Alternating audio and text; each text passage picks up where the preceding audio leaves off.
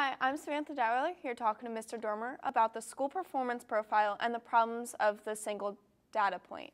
Hi, how are you doing today? Great, Sam. Thanks for having me today. No problems. So how did our proficiency change? Well, I appreciate you asking me that question, Sam. So every single year, the Pennsylvania Department of Education reports out how the high school does on our proficiency on our three Keystone exams, Algebra 1, Literature, and Biology. While our algebra was pretty flat, I think it increased by 0.1%. Our biology was pretty flat. We did see a decrease of about 10 percentage points in our literature score. One of the things that we have to realize when we look at that data is that it's a different group of kids that scored that. The way that the Pennsylvania Department of Education calculates proficiency for high schools is they do it in what's called a cohort model. So when every group of students comes through, when a particular graduating class hits the end of 11th grade, they sit there and say, at the end of 11th grade, what percentage of that entire grade is proficient on those three Keystones? We're going to report that number out during their senior year. And basically, that's how the school's judged. So this year, they reported out how the proficiency levels on our current senior class. But when you look at that on a year-to-year comparison, you're looking at the prior year, where we were, again, about 10 percentage points higher in literature, was the class of 2017 that just graduated. So again, you're looking at different groups of kids and how they did on that single Keystone exam over the course of their high school career. So what is being done to the curriculum according to the proficiency? Well, when I got hired as assistant superintendent last year, we really looked at our entire instructional program. We were being reactive to our proficiency levels, which is, when you look at our entire district, we are either at or slightly below state averages in both PSSA and Keystones. And we as a district want to serve our students better. We want to prepare them for their next grade, or with our high school students, we want to prepare them for life beyond high school as best we can. So we want to maximize the skills that they have. So one of the things that we brought back really was a 5-year curriculum cycle, that in this 5-year rotation, we would analyze our curriculum, see how effective it is. We would go back to the drawing board and we would actually rewrite curriculum, make sure it is aligned to the PA core standards, make sure we're hitting national benchmarks. Then we would go back, and while we're writing curriculum, we'd also take a look at the materials we're using. Then year 3 would be we would implement new books, new materials with a new pathway, maybe a new sequence of how we would teach certain things. And then we would evaluate that over a 2-year period, and then we would repeat that cycle over 5 years. So when I came on board, again, looking at where our proficiency levels were, in most cases in all 3 years, they were on the rise. Our literature actually was increasing over the course of 3 years. But again, we still weren't at that point where we were real comfortable. We wanted to do better. We thought, we could do better with our fabulous teachers, and we wanted to serve our students well. So we spent all of last school year actually rewriting our English language arts curriculum from kindergarten all the way up through high school. We brought our teachers in. We had our principals and administrators involved. On the elementary and middle schools, we have what we call our instructional support teachers who were involved as well. And I'll tell you what, it was an absolutely fabulous process. And we recognized, as good as we were doing up until this past year with our literature proficiency, that there were things we were missing. There were things that we didn't have sequenced the right way. There were some standards we weren't attending to as well as we could have. So going into this year, we actually rewrote our curricular documents. We have our teachers looking to implement them differently. So we think that going into this year, somewhat in reaction to where our literature proficiency dipped, but also, as we talked about, we weren't necessarily looking at that in isolation. We wanted to do better already with our increased scores, and we think we have a better roadmap laid out that's going to allow kids to do better. The next layer of that on the high school level is going to be looking at, do we need new materials to supplement or to support the curriculum we have? For kindergarten through 6th grade, we actually bought new language arts materials for kindergarten through 6th grade. We have a brand new reading series in there. The rigor on it is fabulous. The stories are great. And the reaction we've gotten from our teachers so far has been really positive. And our kids are really doing well on the assessments we're giving them, that they're really rising to this higher level of learning that we're expecting of them. Other than the new English materials, are we getting any new science or math materials to correlate with the Keystones? We are, yeah, and we're trying to do it, as I talked about, in kind of a systemic manner. So with mathematics, we actually I talked about in kindergarten through 6th grade, this year we're implementing new materials. We actually implemented new math materials K through 7th grade last year. Okay. So we had to go back because we didn't write those curricular documents on how to use those materials most effectively. So we actually did that last year too. So this year, again, we're going at it more systemic because we have 1-year-old materials. We have brand new roadmaps that are completely aligned with the standards and the expectations we want for our students. And then one of the things we specifically addressed was Algebra 1 here at the high school, where we saw, again, you know, we were increasing our scores. We weren't quite at where the state average was. We wanted to do better. So we actually purchased new Algebra 1 and new geometry materials for our high school teachers this year. So again, we're looking at putting our students, giving them the best resources so that they can succeed and achieve at the highest levels possible. So can you just explain to me what the SPP overview is? Sure, sure. So SPP stands for School Performance Profile. Currently, right now, School Performance Profile is the quote-unquote school report card of how the Pennsylvania Department of Education will say judges or scores or really values how effective the educational program is for school districts and for individual schools. It's a really complicated calculation. There's, I want to say, probably 20 or 30 different measures they put in there. But one of the things with SPP that is, you know, that I think, I don't want to say troubling, but is, you know, is a concern to us, is the way that it's currently calculated, that over 80% of our school performance profile score is calculated on how our students do in our elementary middle schools on PSSAs, on that one test, on that kind of one day that they test.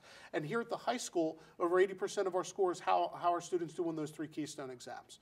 So, you know, to me, I don't think SPP paints the complete picture of what goes on in any of our schools, and particularly here at Norristown Area High School. Because again, you know, I think we've increased the number of our advanced placement scores. We've increased the number of kids that are getting accepting and going to college. And yet, when you look at our SPP score, which has been on the rise, and we're very proud of that, you look at this past year, it dipped a little bit because we talked about the decrease in the literature proficiency. And yet, so like if you were to look at that score, you'd say, wow, like something happened, the school's not doing as well. And yet our graduation rate's up. Our attendance rate's up. The number of kids going to college is up. One of the measures that SPP does measure is what's called the College Ready benchmark. We had a 20-point jump in our College Ready benchmark this year, which is phenomenal. But yet our SPP score went down. So again, if you were to look at that one number, people could you know, erroneously say, oh, Norristown Area High School is on the decline, where everything else is saying we're on the rise. We have things going in the right direction. Our kids are doing bigger and better things not only in high school, but we're connecting them to better opportunities after high school as well. So can you just explain how the Keystones are weighted a little more differently than the other standardized testing, like the SATs? Sure, sure. When you look at that calculation as we talked about, the Keystone exam actually it's counted on the percentage of the kids that score proficient or advanced straight up. Then it's also measured on how kids grow between their PSSA and their Keystone in a measure that they call PVAS. So again, it's taking that Keystone score and it's actually doubling the amount of times that it's used. And then there's a third measure that's called closing the achievement gap, where they're looking at students that have historically underperformed due to a variety of factors. So that Keystone score actually counts either for us or against us 3 times, or 80% of our total score is really the Keystone exam. Then you talk about the other measures, attendance rate, graduation rate, the amount of AP courses we have, how they do on SATs and PSATs, students that score advanced on the Keystone, students that score 3 or better on the SAT, or I'm sorry, on AP exams. All those things only count for 20% of our score. So to me, it's rather skewed towards that single data coming from Keystones. And again, I just don't think, you know, if you're going to have a measure that's the total sum of what a school is doing, or particularly high school, then it should better weight all of the things that we value. Because to me, the most important thing we can do for our students, such as yourself, a senior looking to go on to something post-high school, is how do we prepare you? How prepared are you for when you graduate high school, for college, for military, for work, for trade school? And if we get you ready to do that next step, then I think we've done our job. But when you only just look at those Keystone exams, I don't think it paints that picture. Especially right now, where the past couple years where students have taken the Keystone exam, it hasn't been a requirement for them. I'll say a graduation requirement for them. So I'd argue, I bet there's kids that have taken the Keystone exam saying, oh, I don't need to graduate, so you know what, I'm not going to put my max effort out there. I'm not going to have this be the truest reflection of what I've learned my time here in the Norristown Area School District. So again, I think the way that things are calculated are not the most accurate representation of what a school is truly capable of. I know you focused on the dangers of a single data point, but can you just bullet them really quickly so people can understand them more easily? Sam, I'll share this with you as well. One of the things that kind of upset me was that there's been some news media coverage about, again, our decrease in English language arts proficiency and our dip in our SPP score. And the one thing that was not included in this media coverage was not only, yes, did our literature scores go down? They did. I'll openly admit that. But nowhere in that article did it mention that statewide there was about a 5% decrease in proficiency on all 3 Keystone exams. So we weren't the only ones that saw a decrease. Statewide, the average went down 5%. The other thing is, take a look at the other Montgomery County high schools. Was it mentioned anywhere that over the past 4 years that SPP has been in existence, that 20 out of the 22 other high schools have seen their SPP scores decrease? Wasn't mentioned. Was it mentioned that 14 of those schools saw a decrease in the last school year? No. Was it mentioned that we had 2 years of pretty significant gains in proficiency and SPP before a 1-year dip? 9 high schools in the county have seen at least a 1-year or a 2-year decrease in their scores. So again, when you look at that single data point, when it's taken in isolation, can be harmful. When you just look at Norristown Area High School and you look at that one number, yeah, it could paint a pretty damaging picture. But I think you have to put it into that broader context of, I think all schools are struggling with how do we increase our proficiency and how do we keep marching the right way. And I'd also argue that those other schools are probably saying that single data point isn't the sum total of what they do either at their schools. So, to me, I think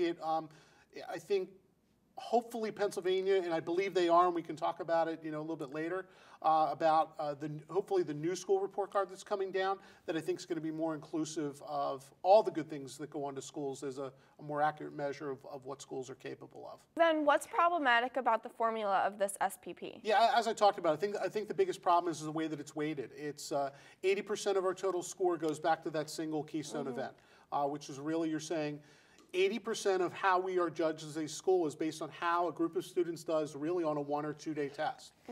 I don't know how fair that is. I mean, would you like your entire English course grade to be based on how you did on one measure? No, it's just, it's not a fair way to do it. And I think in education, we encourage our teachers, whether it's elementary school, middle school, as colleges, as tough as college are. College professors don't sit there and go, I'm going to measure you once and that's your course grade. No. I mean, minimally, you're getting a midterm, you're getting a final, you're getting papers, you're getting many, many, many opportunities to say, here's what I was supposed to have learned, and here's how I show that I've learned it, or what degree that I've learned it. And I think SPP is very similar to that, or I shouldn't say similar to that, goes completely against that it's judging too much on how a student does on a single event. And, and I just don't think it's an accurate reflection of what we do here on a daily basis and the impact we have on student lives and how much they do learn. The other thing that I think it also doesn't take into account for is how much maybe we don't get students all the way to the finish line, but how much they grew over the course of time. There is a measure called PVOS that, again, really, when I go back to that news article, really wasn't mentioned that we looked at our 10% dip in proficiency. What wasn't mentioned was we had a perfect score in that cohort of students and how much they either hit their growth target or exceeded their growth target in a year.